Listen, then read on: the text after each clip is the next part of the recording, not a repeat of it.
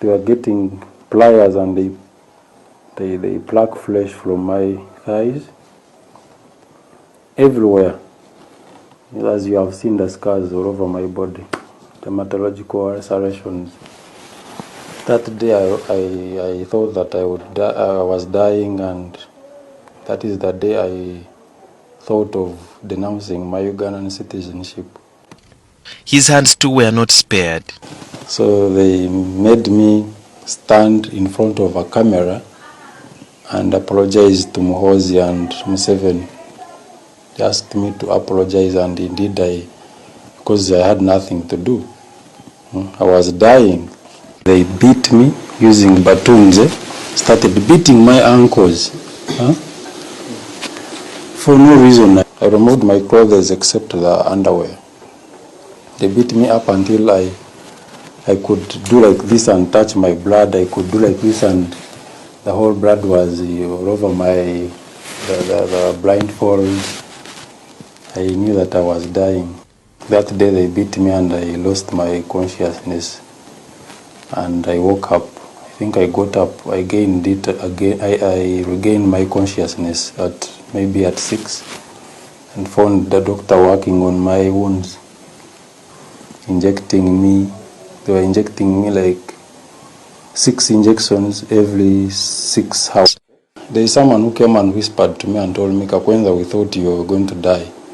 You are a very strong man. You know, we thought you would die, honestly, but you're still alive. So he was like, the reason why they are doing all this medicine stuff and what they want to produce in court, the pressure outside is too much. After the shower, Kakwenza says he was interrogated while being beaten.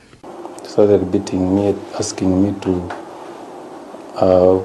pull down the book from Amazon, that is Banana Republic, where I narrated my torture in CMY. So the whole story was there. They beat me with batons, they beat me with everywhere. They then asked him who was funding him, which resulted in the worst assault. No, they started asking me about people I didn't know or I don't know, from American Embassy, people from European Union, people from the British Council. All of them, they were asking about them, and I honestly told them that I don't know anyone. He was then taken back to the torture dance room. You know, dancing when your feet are very swollen, but you have nothing to do. You stop dancing, they beat you, so you have to dance. You collapse, they beat you. You get up, you gain consciousness. So the entire time I was there, I was dancing. At this point, the Western community began to intensify pressure to have Kakwenza produced in court or released, which prompted his tormentors to start treating his wounds.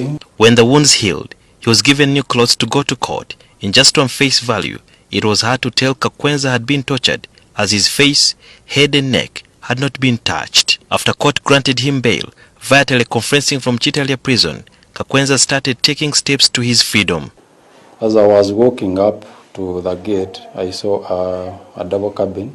So I asked my escort, where are you taking me? I don't see my lawyer.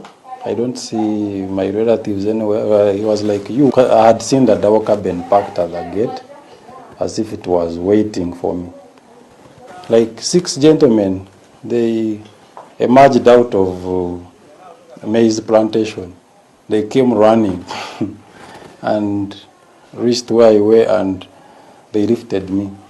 He was then taken to Machinde military police barrack. While there, a doctor came and checked on him. The doctor who did a manual examination on my body.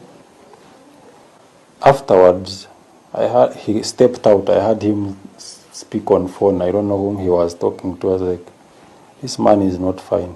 We should not keep him here. He's not fine. I heard him say he's not fine like 5 times. That at around 3 a.m., Kakwenza was taken to his home in Iganga and asked never to tell what he went through. We had a red car, military police without number plates. Even the small vehicle was put in had no number plates. Even the one behind had no number plates. So I was driven up to my home in Iganga. We reached there at 3:30. He says his kidneys and heart have issues. Thus, he needs specialized treatment.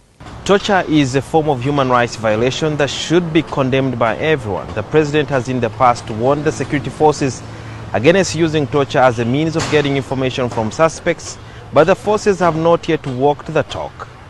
Just like John Carlton says, that torture of a bad conscience is the hell of a living soul. Sudhir Yarhanga, NTV, Kampala.